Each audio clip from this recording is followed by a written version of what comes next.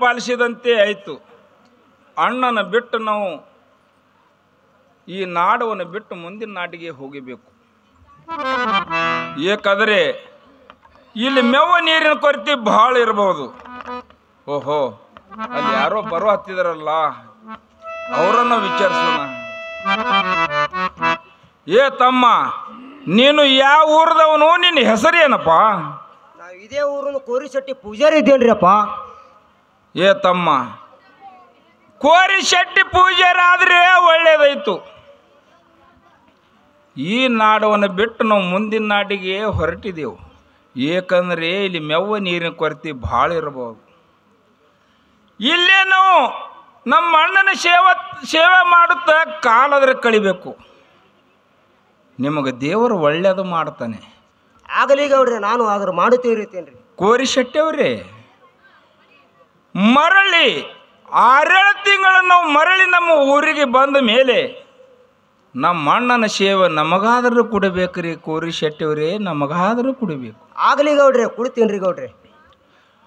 ಕೋರಿಶೆಟ್ಟಿ ಅವರೇ, ಈ ವಿಷಯವನ್ನು ಬದಲಾಗಿರಬೇಡ್ದು. ಇಲ್ರಿ ಗೌಡ್ರಿ, ಇಲ್ರಿ. ಇನ್ನು ನಾವು 700 ಕಿಲ್ಲರ್ ಹೊಡ್ಕೊಂಡು ಜಗಜ್ಯೋತಿ ಜಕ್ಕಪ್ಪ ಮಾಳಪ್ಪ ಕನಬೈ ಕರ್ಕೊಂಡು ಈ ಉಂಬಳೆ ಠಾಣವನ್ನು ಬಿಟ್ಟು ಶಾಡ ಬಾಬನ ಗುಡ್ಡಕ್ಕೆ 700 ಕಿಲ್ಲರ್ ಹೊಡ್ಕೊಂಡು ಹೋಗಿದ್ದೇವೆ.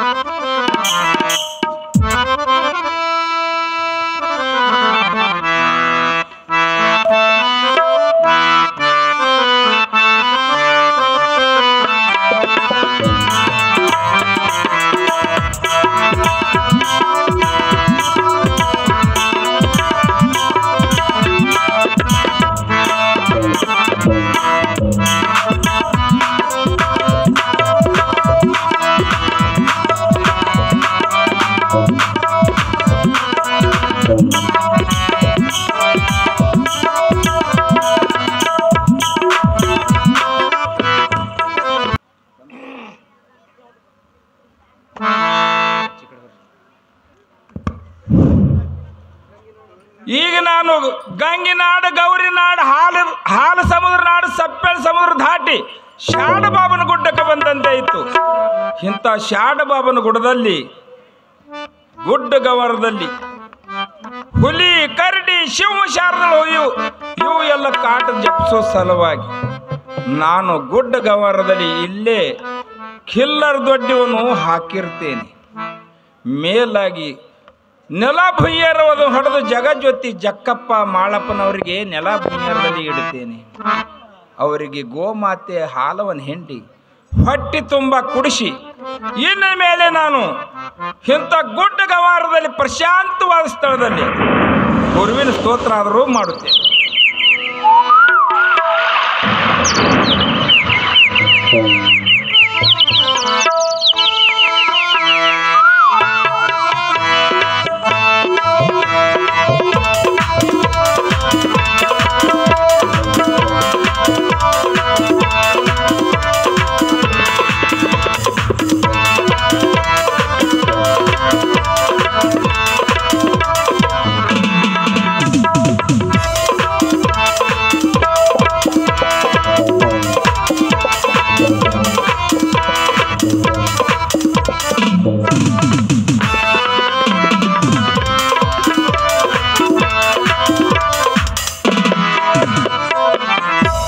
ನಾನು ಇಂಥ ಗುಡ್ಡ ಗವಾರದಲ್ಲಿ ಪ್ರಶಾಂತವಾದ ಸ್ಥಳದಲ್ಲಿ ಗುರುವಿನ ಸ್ತೋತ್ರ ಆದರೂ ಮಾಡುತ್ತೇನೆ.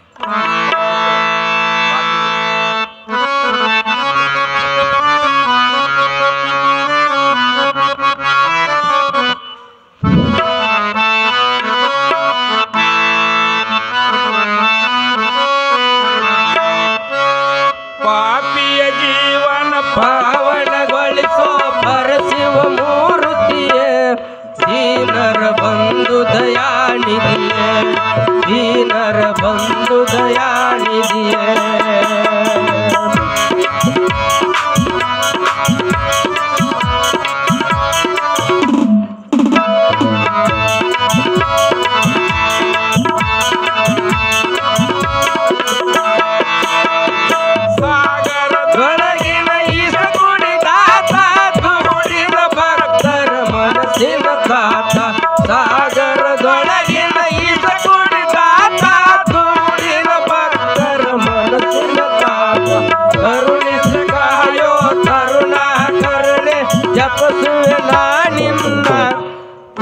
ಉದ್ಧಾರ ಮಾಡೋ ನಮಗಿಲ್ಲ, ಉದ್ಧಾರ ಮಾಡೋ ನಮಗಿಲ್ಲ. ಪಾಪಿಯ ಜೀವನ ಪಾವನಗೊಳಿಸೋ ಪರಶಿವ ಮೂರ್ತಿಯೇ, ದೀನರ ಬಂಧು ದಯಾನಿಧಿಯೇ, ದೀನರ ಬಂಧು ದಯಾನಿಧಿಯೇ.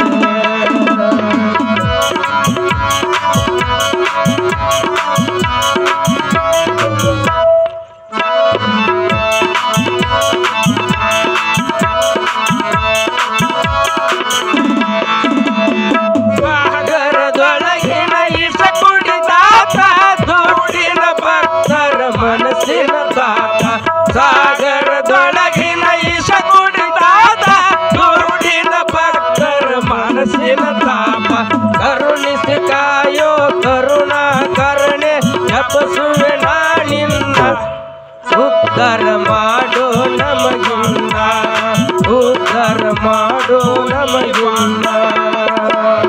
ಪಾಪಿಯ ಜೀವನ ಪಾವನಗೊಳಿಸೋ ಪರಶಿವ ಮೂರ್ತಿಯೇ, ದೀನರ ಬಂಧು ದಯಾನಿಧಿಯೇ, ದೀನರ ಬಂಧು ದಯಾನಿಧಿಯೇ, ದೀನರ ಬಂಧು ದಯಾನಿಧಿಯೇ.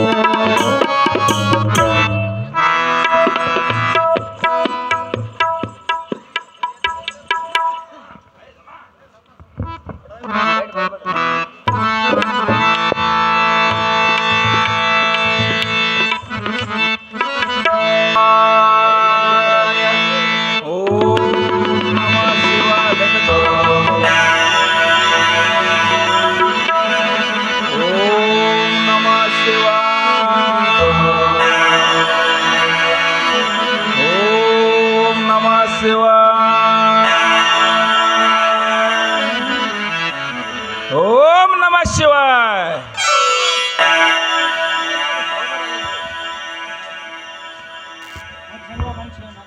ಹೇ ಸೋಮರಾಯನೇ, ಗುರುದೇವ, ನಿನ್ನ ಭಕ್ತಿಗೆ ಮೆಚ್ಚಿರುವೆನು, ಹಾಗೂ ನನ್ನನ್ನು ಕಂಡು ಗುರ್ತು ಹಿಡಿದಿರಲಿ, ಸಂತೋಷಿರಲಿ. ಈಗ ನಾನು ಏಳಗಮರ ಹಾದಿ ನಡೆದು ಬೇಜಾರಾಗಿರುವೆನು. ನನಗೆ ಬಹಳ ತ್ರಾಸವಾಗಿ ಹಸಿವೆಯಿಂದ ಬಳಲುತ್ತಿರುವುದು. ಗುರುದೇವ, ನನ್ನ ಗುರುಗಳಾದದ್ದು ಏಳಗಮರ ಹಾದಿ ನಡೆದು ಬಹಳ ತ್ರಾಸಾಗಿವೆ. ಮೇಲಾಗಿ ಹಸದ ಹಂಬಲದಿಂದ ಬಳಲುತ್ತಿದ್ದಾರೆ. ಇನ್ನೇನು ಮಾಡಲಿ? ಮಡಿದ ಕಟ್ಟಿರ ಬುದ್ಧಿಯನ್ನು ಎಂಜಲಾಗಿದೆ. ಬೇಡ, ಗುರುವಿಗೆ ಉಣಿಸುವುದು ಬೇಡ. ನನ್ನ ಗೋಮಾತೆ ಹಾಲವನ್ನ ಹೆಂಡ ಗುರುವಿನ ಹಂತ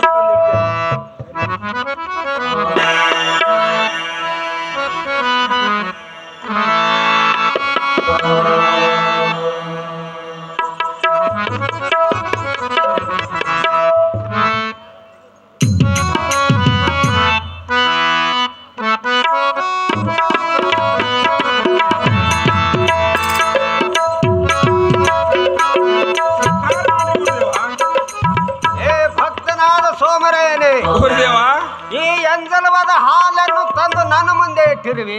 ಹೌದು ಗುರುದೇವ. ಆದರೆ ಈ ಎಂಜಲವಾದ ಹಾಲವನ್ನು ಸ್ವೀಕಾರ ಮಾಡೋದಿಲ್ಲ. ಗುರುದೇವ, ಈಗ ನಾನು ಹೇಳುತ್ತೇನೆ, ಕೇಳು. ಅದೇನು ಗುರುದೇವ? ಅದು ಏನೆಂದರೆ, ಗುರುದೇವ, ಹೋರಿ ಮುಟ್ಟಿರಬಾರದು, ಕರ ಕುಡಿದಿರಬಾರದು. ಹುಟ್ಟಾಗ ಮರಿ ಆಕಳ ಹಾಲನ್ನು ತಂದು ಕೊಟ್ಟರೆ ನಾನು ಸಂತೋಷದಿಂದ ಸ್ವೀಕಾರ ಮಾಡುತ್ತೇನೆ. ಗುರುದೇವ, ಆ ಆಕಳು ನಾನು 700 ಆಕಳುಗಳು ಬಿಟ್ಟು 3 ಬಿಗೆ ಅಂತರ ಮೇಲೆ ಇರುವುದು. ಅಂತ ಆಕಳ ಹೇಗೇನ ಬಂದಿತ್ತು ಗುರುದೇವ? ಏ ಭಕ್ತನಾದ ಸೋಮರಾಯನೇ, ಗುರುದೇವ, ನನ್ನ ಜೋಳಿಗೆಯಲ್ಲಿ ಇರ್ತಕ್ಕಂತ ಭಸ್ಮವನ್ನು ಕೊಡುತ್ತೇನೆ. ಅದು ಒಯ್ದು ನಿನ್ನ ಆಕಳಿಗೆ ಹಚ್ಚು. ಆಮೇಲೆ ನೋಡಿಕೊಳ್ಳು ನಿನ್ನ ಆಕಳ ಮಹಿಮೆಯನ್ನು. ಆಗಲಿ ಗುರುದೇವ.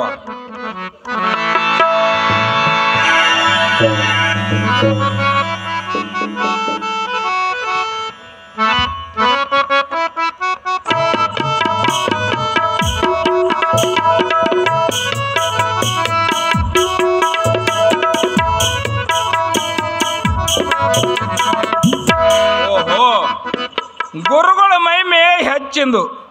ಏಕೆಂದರೆ ಗುರುಗಳ ಕೊಟ್ಟ ಪ್ರಸಾದ ಒಂದು ಒಯ್ದು ನನ್ನ ಆಕಳಿಗೆ ಹಚ್ಚಿದ್ರೆ ನನ್ನ ಮುಂದೆ ಬತ್ ನಿಂತಿತ್ತಲ್ಲ ಆ ಆಕಳವನ್ನು ಹೆಂಡು ಗುರುವಿನ ಹಂತಿರ ಒಯ್ದಿರ್ತೀನಿ. ಸುಖಾರ ಮಾಡಿ ಗುರುದೇವ. ಏ ಭಕ್ತನಾದ ಸೋಮರಾಯನೇ, ಗುರುದೇವ ಕಂದ ಎಂದು ನುಣಿದಿದ ಕ್ಷಣ 700 ಜೋಗಿ ಜಂಗಮರು ಸಾಲ ಪಂಕ್ತಿ ಊಟಕ್ಕೆ ಕುಳಿತಿರುವುದು. ಅವರಿಗೆ ಊಟ ಮಾಡಿಸು ಸೋಮರಾಯ. ಆಗಲಿ ಗುರುದೇವ. ನೀವು ಹಾಕುವುದು 700 ಜೋಳಿ ಜಂಗಮರು ಎಲ್ಲರೂ ಕೂಡಿಕೊಂಡು ಊಟಕ್ಕೆ ಕುಳಿತುಕೊರಿ. ಸೋಮರಾಯ, ಗೋರಖನಂದು ನುಣಿದಿದ ಕ್ಷಣ 700 ಜೋಗಿ ಜಂಗಮರು ಮಾಯವಾದರು. ಇನ್ನ ಮೇಲೆ ಇಬ್ಬರು ಕೂಡಿಕೊಂಡು ಊಟ ಮಾಡೋ ನಡಿ ಸೋಮರಾಯ. ಆಗಲಿ ಗುರುದೇವ.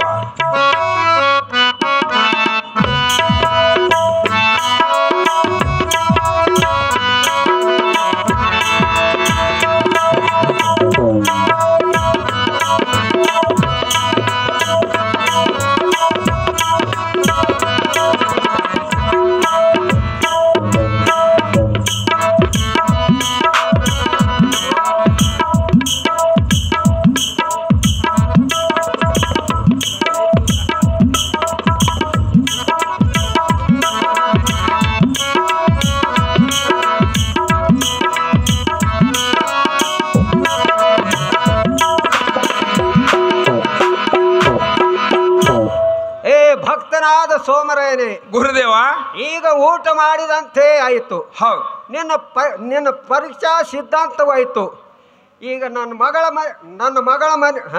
ಮಗಳ ಪರೀಕ್ಷೆಗೋಸ್ಕರ ಅಲ್ಲಿಗೆ ಹೋಗೋಣ ನಡಿ ಸೋಮರಾಯ. ಗುರುದೇವ, ನನ್ನ 700 ಆಕಳಗಳನ್ನು ಬಿಟ್ಟು ನಾನು ಹೇಗೆ ಬರಲಿ ಗುರುದೇವ? ಏ ಸೋಮರಾಯ, ಗುರುದೇವ ನಿಂದು ತೊಗಲಿನ ಕರ ಹೋದರೆ ನಾನು ಬಂಗಾರದ ಕರ ಕೊಡುತ್ತೇನೆ ನಡೆ. ಆಗಲಿ ಗುರುದೇವ.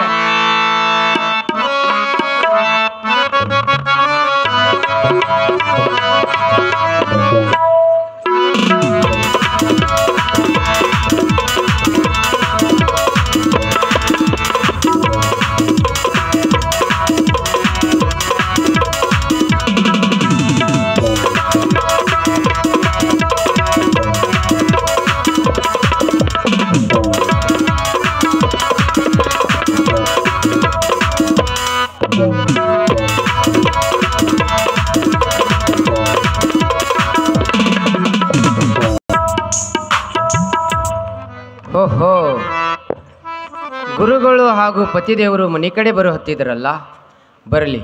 ಅವರು ಬರೋದ್ರೊಳಗಾಗಿ ನಾನು ನನ್ನ ಮನವನ್ನು ಮೀಸಲು ಮಾಡಿ ಮನೆಯನ್ನು ಸರವಣಿಗೆ ಮಾಡಿ ಪಂಚಪಕವಾನದ ಭೋಜನೆಯನ್ನು ಎಲ್ಲ ಸಿದ್ಧ ಮಾಡುತ್ತೇನೆ.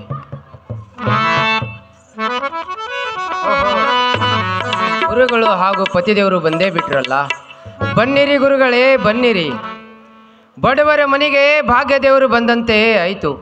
ಗುರುಗಳೇ, ತಮ್ಮ ಪಾದಾರವಿಂದಗಳಲ್ಲಿ ಸಾಷ್ಟಾಂಗಗಳು.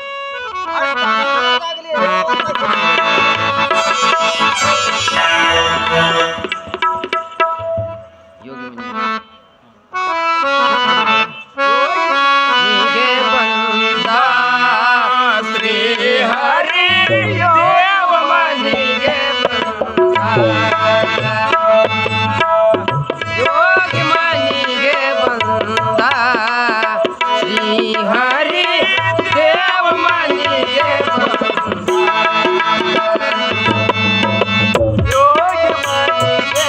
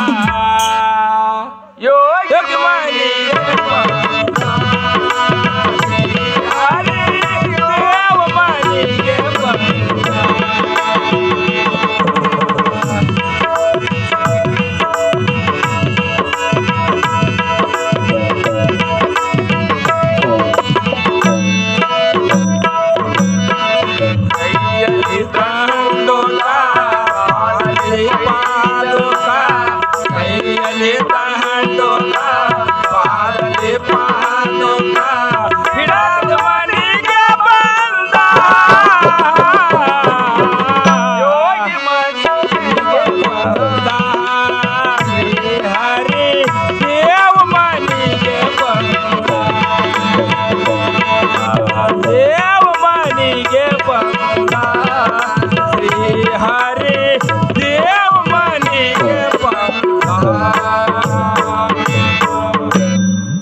ಗುರುಗಳೇ, ತಮಗೆ ಕಂಡಾಕ್ಷಣ ನನಗೆ ಬಹು ಸಂತೋಷವಾಗಿದೆ. ಅದು ಹೇಗೆಂದರೆ ಹಸವಿನ ಮನೆಗೆ ಹಾಲಿನ ಸಮುದ್ರ ಬೆರೆದಂತೆ ಆಯಿತು. ಬಹುರೋಗದಿಂದ ಬಳಲು ಅವನ ಮನೆಗೆ ವೈದ್ಯವು ತಾನಾಗಿ ಬಂದರೆ ಆ ರೋಗಿಗೆ ಎಷ್ಟು ಆನಂದ ಅಷ್ಟು ಆನಂದ ನನಗೂ ಆಗಿದೆ. ಗುರುಗಳೇ, ತೆಗೆದುಕೊಳ್ಳರಿ ಈ ಬಂಗಾರ ತಂಬಿಗೆಯಲ್ಲಿ ಸೀತಾಳವನ್ನು, ಕೈಕಾಲ ಮಜ್ಜಲೆ ಮಾಡಿ ಕುಳಿತುಕೊಳ್ಳರಿ. ತಾರಮ್ಮ ಮಗಳೇ,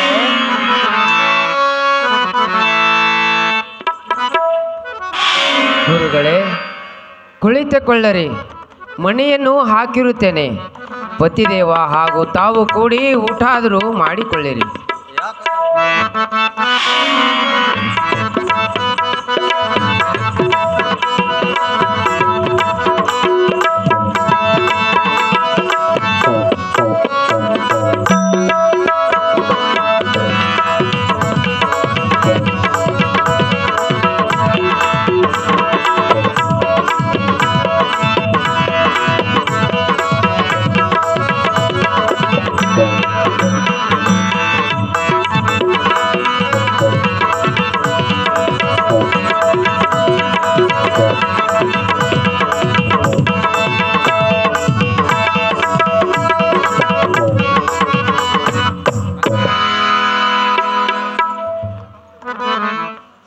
ಅಮ್ಮ ಮಗಳೇ, ಗುರುಗಳೇ, ನಾನು ಊಟ ಮಾಡಿದಂತೆ ಆಯಿತು.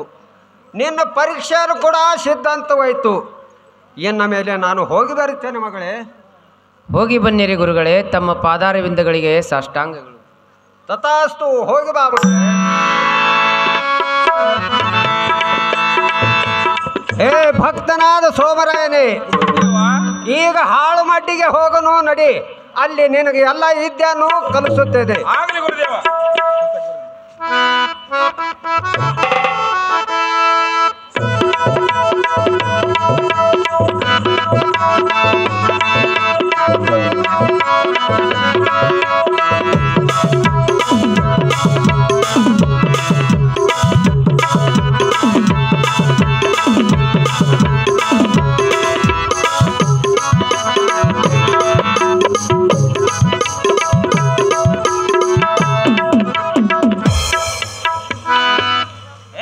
ಭಕ್ತನಾದ ಸೋಮರಾಯನೇ, ಗುರುದೇವ, ಇಲ್ಲಿ ಒಂದು ನಗ ನಡೆಸು.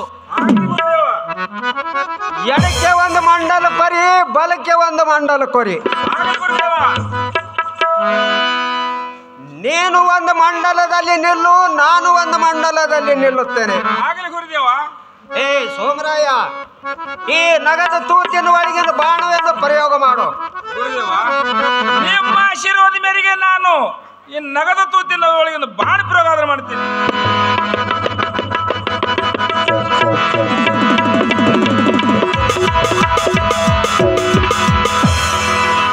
ಏ ಭಕ್ತನಾದ ಸೋಮರಾಯನೇ, ಗುರುದೇವ, ನಿನ್ನ ಭಕ್ತಿಯು ಸಿದ್ಧಾಂತವಾಯಿತು. ಈಗ ನಾನು ಧರಿಸಿರುವಲ್ಲ ಆಭರಣೆಯನ್ನು ಕೊಡುತ್ತೇನೆ, ತೆಗೆದುಕೊಳ್ಳು. ಈ ರುದ್ರಾಕ್ಷ ಮಾಲೆಯನ್ನು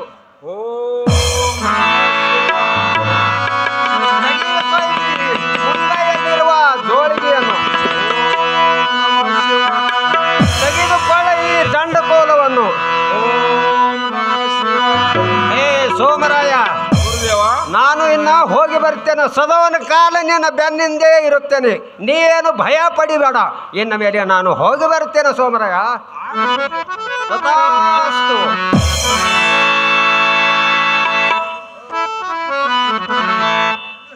ಈಗ ಪರ್ತಿ ವಿದ್ಯೆ ಕಲ್ತಂತೆ ಆಯಿತು.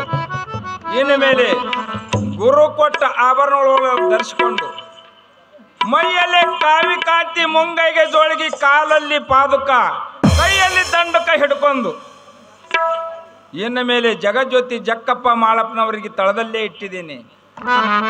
ಈಗ ನಾನು ಪ್ರಶಾಂತವಾದ ಸ್ಥಳ, ಶಾಡ ಬಾಬನ ಗುಡದಲ್ಲಿ ಪ್ರಶಾಂತವಾದ ಸ್ಥಳದಲ್ಲಿ 700 ಕಿಲ್ಲರ್ ಮೈಸುತ್ತ ಇನ್ನು ಗುರುವಿನ ಸ್ತೋತ್ರ ಮಾಡುತ್ತ ನಾನು ಹಳ್ಳಿ ಹಣಮರ ಪಟ್ಟಣದ ಡಿಳಿ ಸುಲ್ತಾನ್ ಭಾಷೆನ ರಾಜವಾಡದಲ್ಲಿ ಕುಣಿದಾಡು ಗುರುವಿನ ಸ್ತೋತ್ರ ಮಾಡ್ತಾನೆ. ಅಲ್ಲಿ ಊರು ಹಿರಿಯರು ಎಲ್ಲರೂ ನನ್ನನ್ನು ನೋಡಲ್ಲಿ ಬಂದೇ ಬರ್ತಾರೆ.